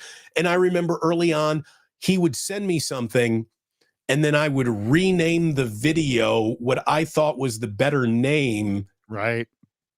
And he sent me a text. He's like, stop fucking around with the videos. When I tell you to name it something, name it. And I was like, okay. You know what? He knows more about this than I do. And he knows more about this than I do. And he knows I'm screwing up. And he is telling me, quit screwing up my job. You hired me to do something for you. I'm doing it for you. Just do what I tell you to do. And I haven't renamed a video since. He's like the foreman too. It's like he'll tell my 14-year-old, hey, I want this and I want that. And he's like, it's the Krug show has turned into the Krug family business. Yeah. Kev's the foreman and drives everybody. But yeah, no, we're having fun doing it. And, but yeah, he's very competitive. Hey, one question I wanted to ask you. We were debating this throughout the week and down with the media in the media room. What do you view as the Niners' biggest issue entering the playoffs? And these were the options that we came up with. The offensive line, which, by the way, was widely celebrated with Pro Bowlers and Pro Bowl alternates, including Colton McKivitz, being rusty because they are going to, have a couple bye weeks. Their run defense, Purdy's inexperience, their tackling, interceptions from Brock, the kicker and special teams. Those are like the 5 or 6 that we came up with. Yeah. So chief among all of my concerns are, again, I'm not worried about this run defense when Eric Armstead is playing. He hasn't played. That's why I think you've had some less than super numbers put up against the Niners lately. Interior offensive line play, guard to guard would be I'm most concerned about that against the wrong opponent. And then outside of that, it's the return game and special teams, either kick return or punt return. And if you're telling me that gets solved because it's Debo and Ayuk the rest of the way, no, I'm less concerned about that. But if it's going to be a Ray McLeod, Ronnie Bell, something could go wrong on any single one of these punt returns, I am worried about it. So I think that my 2 biggest concerns are going to be alleviated with availability. If Eric Armstead can play, I am less concerned about that run defense. If we got Ayuk and Debo returning things, I'm less worried about that. There is no quick fix to the middle of that offensive line. So that, to me, is my chief concern. For me, and it's funny, I'm back to the Kyle Posey article on Niners Nation, and he did make a really good point that in Brock Purdy's 4, when the Niners have lost 4 games this year, and those 4 losses, Brock Purdy has 9 interceptions on 120 pass attempts. And 3 of the losses came against good defensive teams: Cleveland, Baltimore, Minnesota. Three of the best 4 defenses out there. But I would say it's the and I asked Brock about it yesterday, and I hate to put it on him because he's a young guy having a great year. He's in the MVP race, for crying out loud. But to me, it's like he's got the whole thing in his hands. If he takes the check down, remains patient, takes care of the football, I don't think anybody can beat them on the way to the Super Bowl. Now, in the Super Bowl, they wind up against Baltimore. Baltimore's really good. They get a really hot team. Maybe Kansas City puts it all together and gets there, and they get to another level, or Buffalo has on some unbelievable roll. We'll see. But to me, it's like if Brock Purdy can just avoid turning the ball over, yeah, I think the 49ers cannot be beaten on the way to the Super Bowl by any of those teams in the NFC. Yeah, look, and I know that sounds weird because I'm making it seem like he's the weakness. He's not the weakness. Well, it's the concept of turnovers. It's just he's got to take care of the ball.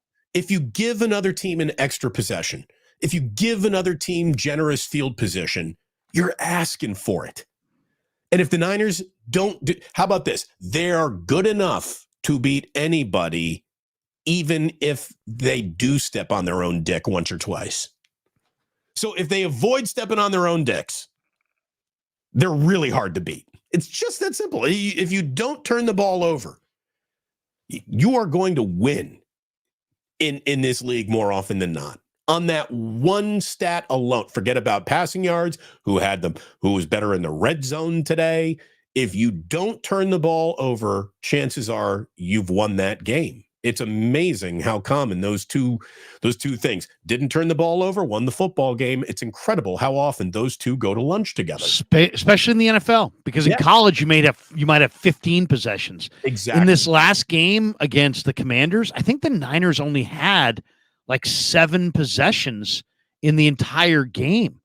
So, I mean, if you got 5 turnovers like they did against the Ravens in that game, I think they maybe had 10 or 12 possessions. I think that game, yeah. Yeah, I mean, but 5 turnovers will get you beat.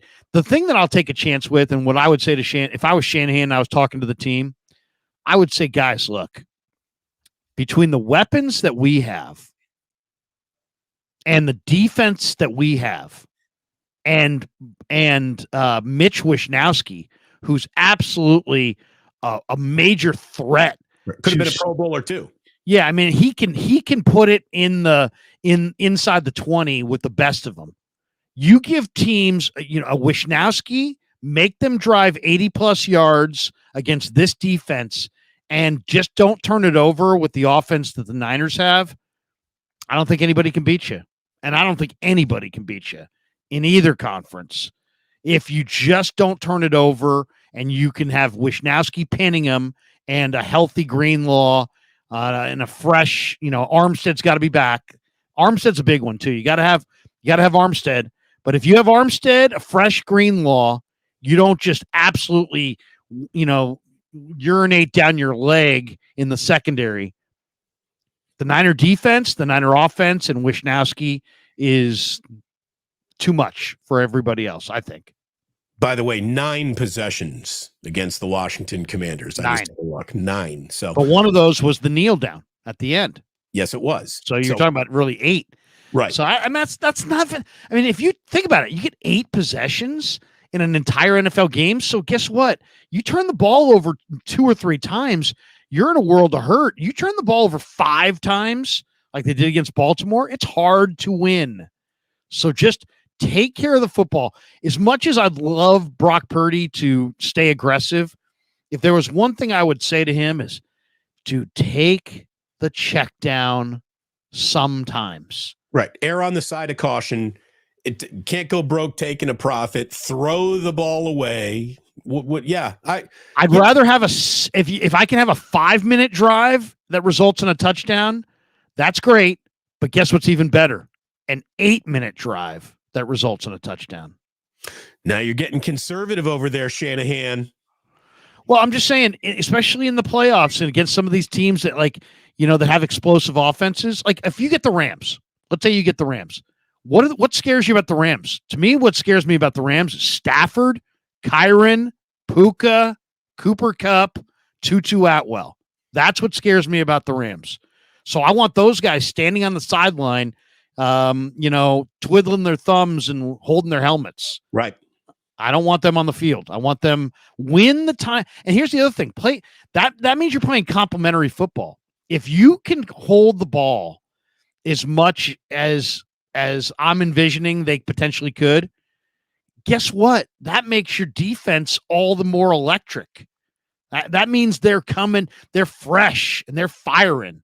And you give me a fresh and firing defense and a Niner team that dominates time of possession, they cannot be beat. Well, and again, Greg Iskan is saying, will we see the big Wishnowski take off again during the playoffs? If the Niners can steal a possession from someone, I mean, that's when that's when it becomes real insurmountable, right? When they are turning you over, when they're not giving the ball back, when they can grind out long drives, they get very, very dangerous. And it may be, like, I'll tell you right now, that Wishnowski play, but for the Ronnie Bell illegal block downfield, was gorgeous. Absolutely. Go ahead and do that again if the situation presents itself. But Kyle has not run an awful lot of special teams trickery. It's one of those places where he believes if we just go by the book here, we're going to be all right at the end of the game. It might be less exciting to go by the book, but going by the book is got my dad to where he wanted to go. It's the conservative nature that you see sometimes. I hope that he remains loose. I really do. And I hope that he continues to trust Brock and puts him in a situation to be aggressive. And then Brock then needs to make that choice. Is this the right situation for me to be aggressive in? He's got a good central processor unit. He's really good. Larry, before we bounce around and look at a couple of other games that affect the outcome here, in week 18 and what the playoff picture might look like. What do you got in terms of super chats? What do you got starred? What do you want to highlight? What do you want to get to before we start kind of wrapping up today? Well, we've got a few supers and we got a couple other real good ones here. Mike Honey jumps in. He says, this is where I come for my 49er talk. I know there won't be any Dubs talk this morning getting in the way of my Niners. We love you, Damon and Larry. Thank you very much, Mike. And that was...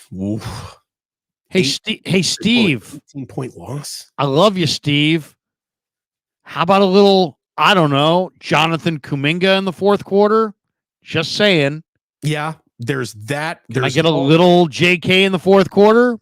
Maybe. Steph, what are you doing with that pass? You got a wide, no one in his zip code, Chris Paul at the top of the key, and you're looking to make the dumbest cross-court pass I've seen since a YMCA game to Clay in the corner? What are you thinking there, Steph? Jesus, he uncorked some bad passes at times for one of the greatest players of all time.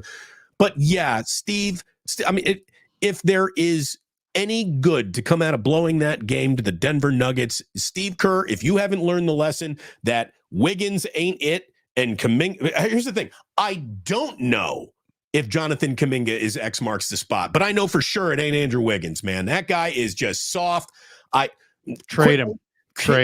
Quit waiting for Andrew Wiggins to be something he ain't. He ain't a dog. Kuminga is a dog. Might he turn the ball over a little bit too much? Might he be a little bit out of control? Yes, I'll live with it.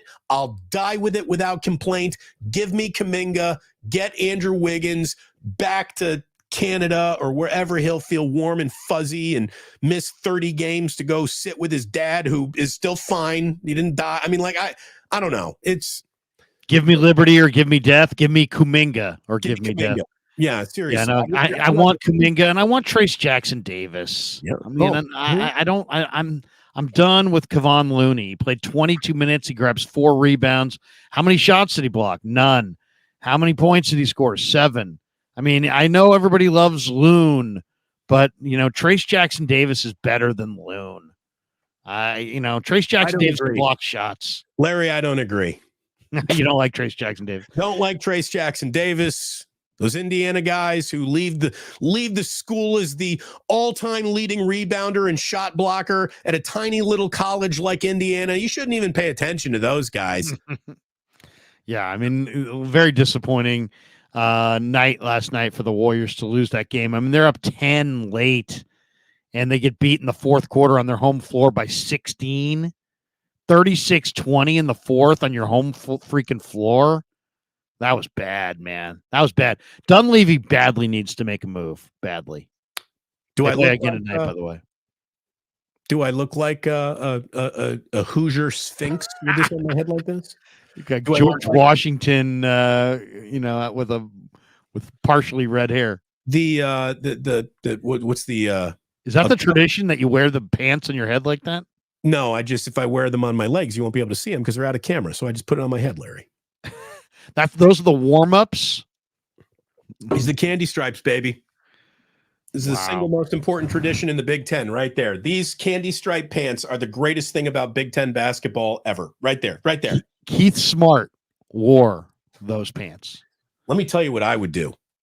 Because what did you bring it up when you said trade Draymond to the Lakers for Jalen Hood Schifino or whatever? Right, yeah. Okay, so if that were to happen, and I don't know why the Lakers would do that, but if that were to happen, and now you got two Austin Reeves is on the other guy. Now you got two Hoosiers on this team. I want the Golden State Warriors. When it's no longer the Steph era and it's the Trace and Jalen Hood Schifino era, if that were to happen, I want them to come out with gold and blue candy stripes as their warm-ups.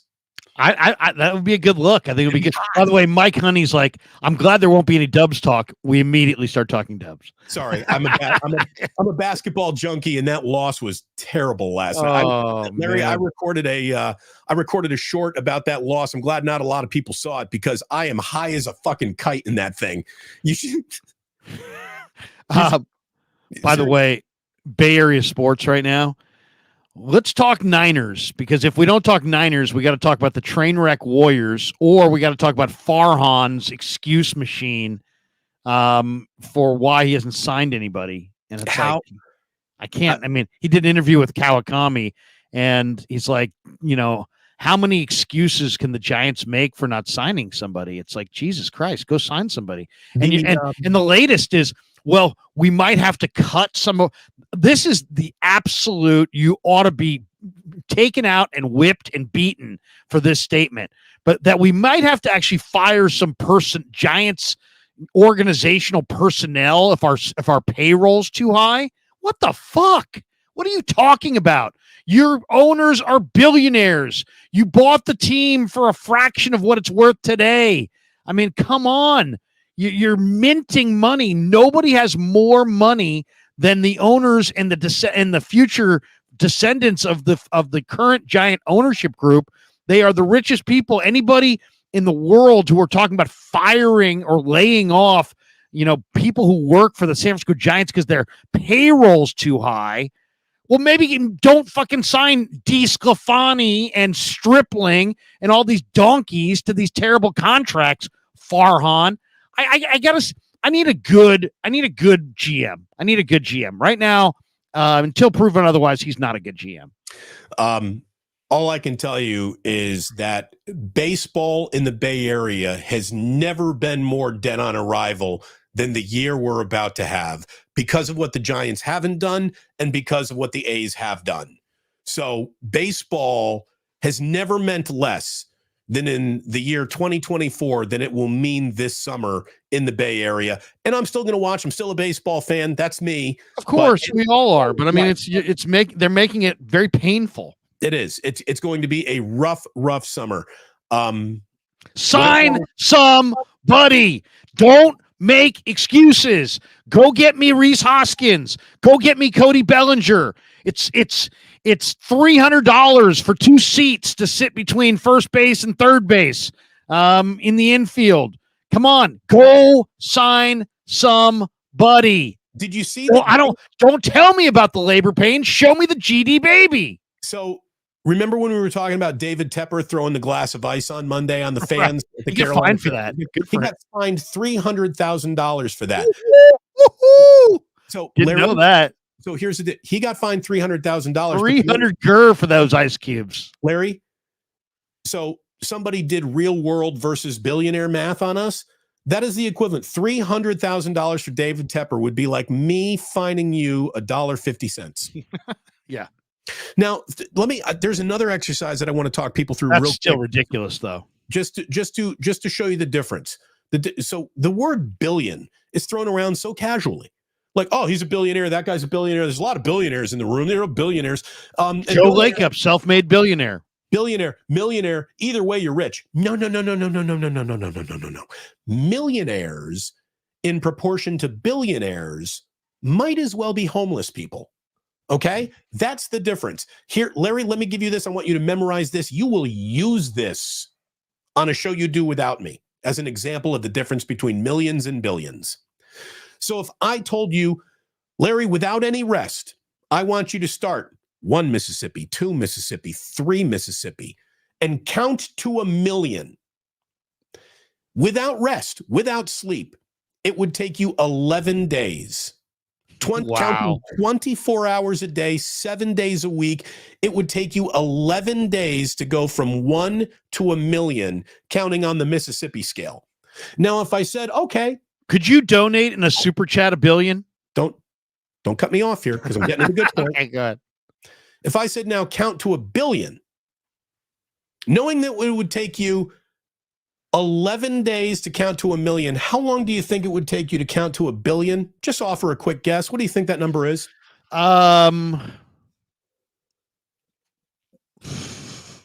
Using the 1,000 days, 1,000 days. It would take you 33 years. It's more than 1,000 days. 33 years. Yeah, 1,000 days is about 3 years, Larry. It would take you 33 years to reach 1 billion. That's the difference between millionaire and billionaire. You become a millionaire in 11 days of counting. You'd take 33 years to become a billionaire. That is the difference. Everyone's like, well, it's $100 million. No, it's not. It's $1,000 million. It's $1,000 million. That's what $1 billion is. So, I guess getting back to the point is, I think what we're both trying to say is fuck Giants ownership. I think that's what we're trying to say. Stop holding people's jobs over their head when you're minting money and you're not doing squat. The personnel guy who might get fired, the personnel person who might get fired because of this, just to keep the balanced budget. You know, I bet that person's making like $300,000 a year, or to a billionaire about $1.50. The Giants just do the worst PR of all time too. It's like, you're a billionaire owner, you're sitting in front of a microphone and you're talking about making a profit when you bought the team for $400 million and it's worth $3.5 billion. You know, it's like, come on. I mean, and you're really going to talk about firing people? You're going to fire somebody in accounting at the Giants because you want to maintain your profit margin. I mean, it's right. It makes me not believe at all that you really put $700 million on the table for Shohei Ohtani. That's such bullshit. That is the biggest BS story of all time. We offered the exact same thing. No, you didn't. Yeah, no, Kevin in accounting's got to go. Steve in accounting. Boris is willing to carry your water with lies so he can rip you off next week for Blake Snell. He'll let you lie about your offer to Ohtani so that he can, get his client an extra $25 million and himself whatever the percentage he takes off of that. I mean, it's just this game back and forth between, the Giants offered exactly what the Dodgers offered. Shut up. Seriously. I mean, it's if you had a buddy who was walking around and every time you saw him, he's like, hey man, I'm pricing Lambos. And you saw him like 4 months later, he's driving a rusty old Chevy Chevette. You'd go up to me and be like, shut the hell up from now on. You're talking Lambos. You're driving a rusty Chevy Chevette. And that's the Giants. We're talking Ohtani. We're talking Yamamoto. Yeah, you're TJ Hopkins and you like it. You know what I mean? Yeah, that's you. You're TJ Hopkins. You're Dixon Machado and get the hell out of my way. You know what I mean? I got no time for you. Ramon Gonzalez has signed Chase Young. He's Bosa's Scottie Pippen. I'm okay with Chase Young, but I wouldn't sign Chase Young for anything crazy. That's for sure. And Bosa's Scottie Pippen's Eric Armstead. Right. I'd rather sign Randy Gregory, to be completely honest. If it came down to Randy Gregory or Chase Young, who would you rather have?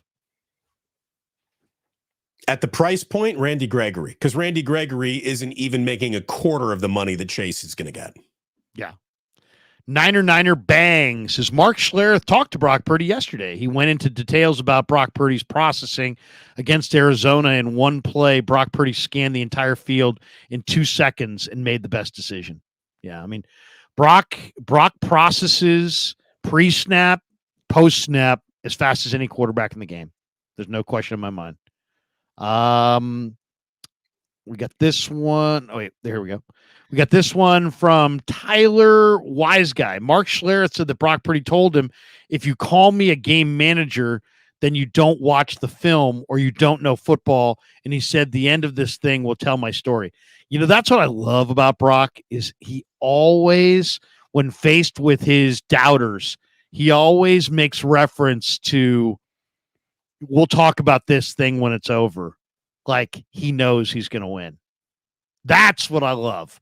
Is we'll analyze this when it's all said and done. It's like I know he's going to win. He knows he's going to win. Those around him knows he's going to win, and the people who don't know that yet will soon know. And I get the feeling that he knows. I mean, he's admitted it. I've asked him about it a couple times. He has boulder shoulder. He's got that perennial chip that says you can't do it. You're too small. You're too this. You're too that. And he uses all of it. And it was like one of the reasons I threw at him in that Eagles lead up. I said, hey, man, and it was true. I wasn't making it up. But I made sure I mentioned it to him. And I said, hey, the Eagle people say that you're the weak link.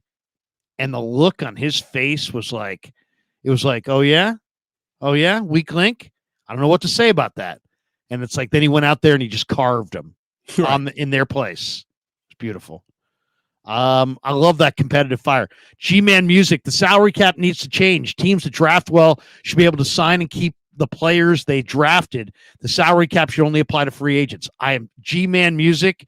You are absolutely spot on. This is one of the best takes I've seen in weeks. That would be my approach to baseball's cap, and I think baseball should have a cap, and football's cap. If John Lynch can go into the draft or after the draft and come away with a Brock Purdy, then Brock Purdy should not count against their cap. That's what they drafted. That's what you should not be incentivizing teams. I mean, like give you an example. If the Niners had a first round pick and they decided, we're going to trade it into the second round for 2 2s, and then said, hey, you know what? We're going to take our 2 2s. We're going to trade them into the third round for 3 3s. We're going to take our 3 3s and we're going to trade them into the fourth round for 4 4s, whatever. And you wound up with 25 picks in the 7th round. And you hit on every one of those picks. In today's system, you're really just drafting for other teams in the league, right? Because you can't retain all these players. You can't pay them, even if you hit on Hall of Fame type players in the 7th round. Eventually, you're going to lose those players to other teams. There should be a mechanism within the game that if you're that awesome as a drafter, that you get those players and they don't count against the cap. And then that would prevent teams from doing in baseball what the Florida Marlins did, where they come in, spend a ton on free agency, destroy the whole financial system, and then sell the team 3 years later. That happened. That's what Wayne Huizenga did. And you know what? It wasn't good for baseball then. It's not good for sports now. Reward the personnel development. If the Niners have better scouts and they do it better, then Brock Purdy should be free against the cap. And then if nobody can then just jump in and buy their way to a title, you have to draft, develop those players. I think it's good for the fans. It would be good for the teams. It's good for the branding. If you develop a bunch of guys, you should be able to keep them. Not just have to give them away. As we were talking about earlier, the biggest missing ingredient across the NFL is continuity. I think expanded rosters would offer continuity. An increased cap would offer continuity because you're not saying goodbye to players because they're cap casualties. You're allowed to keep and retain the players that you discovered. And if you want to say drafted players no longer count against the cap, that's great. If that's the path to more continuity, I'm all for it. How about this? Your quarterback salary does not count against the cap. So when you get that great quarterback and you want to pay them $80 million a year, you can. And you can still put a good team around them. And, Patrick Mahomes isn't left with guys who can't catch colds, much less footballs. I think that you're totally right, because it also, right now, the current thing incentivizes teams to have the quarterback on the rookie deal. I mean, if you ask me, were the Niners really committed to Brock Purdy or Trey Lance? No. they were committed to building a roster around a quarterback on a rookie deal. Right. Can we get serviceable out of this position? And then they so luckily stumbled into someone who is more than serviceable. He's more than a system quarterback. It looks like Brock is a franchise quarterback. And Brock is also the dream in that you get a quarterback on a rookie deal that plays like a veteran. So it's not just about, hey, I got Trevor Lawrence and he's got a huge potential. Yeah, because by the time he, fulfills that potential and learns the game, he's going to be making $20 million a year. It's about finding that rookie quarterback that can step right in and play and succeed right now. That's what Brock's real advantage, or what the Niners' real advantage with Brock, is that they found a young quarterback that's cheap, but who plays like a veteran. Look, the greatest deal in the history of Bay Area sports until Brock Purdy kind of showed up, and let's see what he does here, was when Steph Curry was winning a unanimous MVP and getting an NBA title at $11 million a year. Right. $11 million a year. Right now, Steph is making what, $56 million for this go around? It's the world of the cap. Yeah. I mean, and I understand the need for a cap, and I'm okay with cap sports, but there should be some mechanism that rewards the original competition, which is we're all drafting players, and who's the best at it. And if you're the best at it, there should be a reward for you. And the Steelers have been great at it for years. And it's not a good thing to like, hey, I drafted all these good players, but then they all left in free agency. That's not good for the fans. You think it's good for the fans to buy? When I walk through the Niner home game on Sunday, guess what I'm going to see a lot of? Trey Lance number 5 jerseys. Do you think those people who each spent $200 or whatever to buy that jersey wish that they didn't have a Trey Lance jersey now? That's kind of no good. I mean, it's like the reason that the A's didn't sell jerseys at all in the last decade. They've sold jerseys because you're only going to, because of, I'll buy a Bobby Crosby, but guess what? I don't want to buy I'll buy a jersey, but I'm not going to buy a jersey. I feel really bad for the authentic James Wiseman jersey purchaser. And you know that there were plenty out there for Warriors fans. Right. I feel bad for the Joey Bart jersey purchaser for the San Francisco Giants fans. Oh, he's gone. He's absolutely traded. But once Farhan gets off his butt and does something besides talk to Tim Kawakami. But look, what better football games mean larger audiences. Larger audiences are the fuel that generates your television revenue. Television revenue is the cocaine that the NFL is addicted to. So to me, there's no amount of spending that keeps teams better with more continuity. Continuity equals better football. So there, again, you can't spend enough on a team to keep it together that would then hurt your profit margin, because spending more on better football equals more people watching better football, which means instead of your team being worth $1 billion, the Tennessee Titans, all of a sudden now the Tennessee Titans are worth $4 billion. How the fuck did that happen? You know what I mean? Like, so it happens because of TV deals. TV deals are generated by interest. More people will be interested, the better the football is. So continuity on rosters, and make those officials get out of the way of some of these games with better officiating, and a league that is already the most profitable, most popular league in America would be even more popular and more profitable. I'll say one thing. Clayton Kershaw's a free agent this year. In my mind, I would like him to stay with the Dodgers. I would like to see the players stay with their teams. I think it's in the best interest of the leagues to have people have an understanding of who's on what team. Now, you still want to have freedom and you still want the players to get theirs, but I think it's really best for Patrick Mahomes to stay in Kansas City. I think it's better for the Warriors, or better for the NBA, if Steph Curry remains a Warrior. Right. You know what I'm saying? Tony Gwynn never became a New York Yankee. Right. George Brett was a Royal his whole career. He wasn't a Royal and a Ray and a Ranger and a Giant and a Rocky and come on. I mean, I'm not against the players making the money, but I do think you ought to incentivize teams to retain their own players. Like, how about this? If you somebody just threw this out, but if you draft a guy you can pay, you still, you pay him whatever you're going to pay him, but it just doesn't count against your cap. So the guy that you draft, you're more likely to want to keep than the guy that you sign. And I think that's good. That's good for the fans. It's not a good situation that we can't name a Ram defensive player. You know what I mean? It's just not. And it's not good for LA football, I guarantee you. So it's not so anyway, we've made that point. Anyway, Gabriel Boyce says Chase Young is more Scott Burrell than Scottie Pippen. He needs to take a big discount to stay. It's harsh, but it's probably true. I was just talking to Chase yesterday. We were having a nice little conversation about the Buckeyes, and Sam Womack and I were talking about Toledo, and of course Toledo's in Ohio, and Columbus is in Ohio, but they may have been different universes, totally compared to their fan bases and their popularity. Alex Delatorre says, "Love your show, witty and articulate and informative." Well, thank you, Alex. I know that's just Damon you're talking about. That's not me. Gammon Brown says, "A real man doesn't go 50." What is this? A real man doesn't go 50-50 on the rent with his girlfriend. A real man lets her pay 100% of the rent while he pursues his rap dream. What does that say? Us. Rap dream. It's the American flag and a microphone.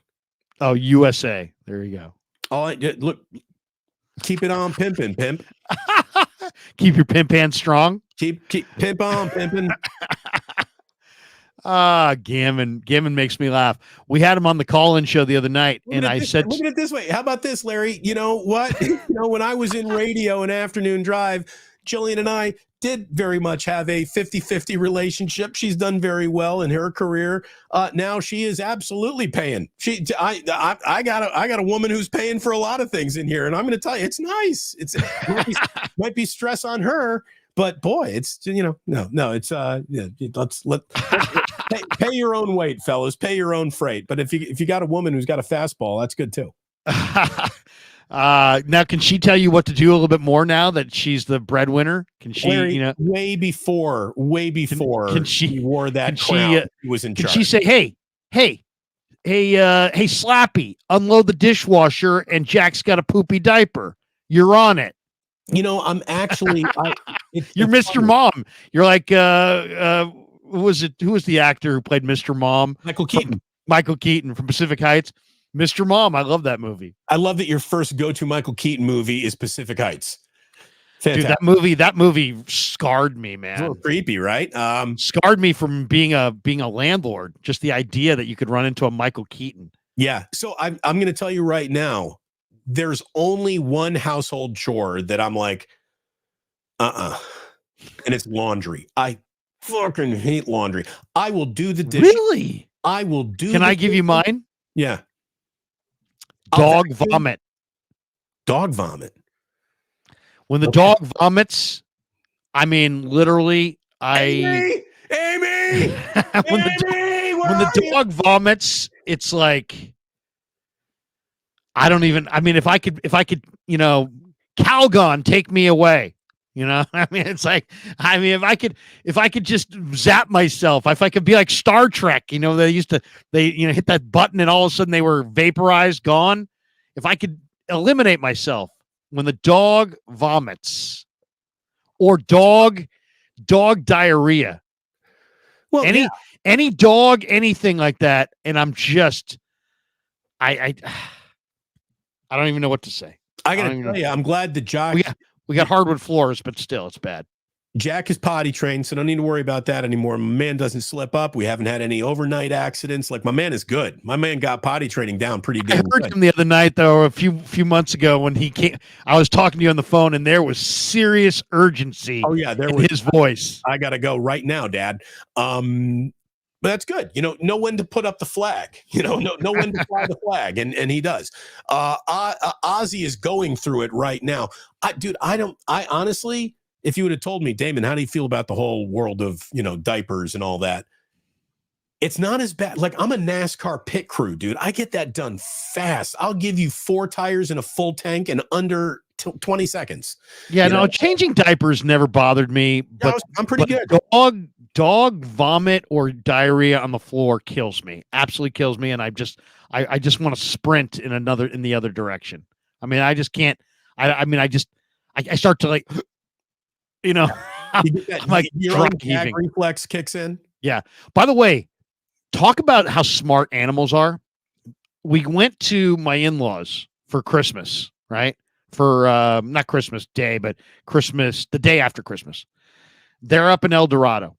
We come into the house and I'm going to walk the dog because it's late at night. I'm not going to make my wife walk the dog late at night. So I'm going to walk the dog, even though I drove all the way back from El Dorado Hills. I don't make the kids do it. But get this, dude. I couldn't believe this. We go into the house.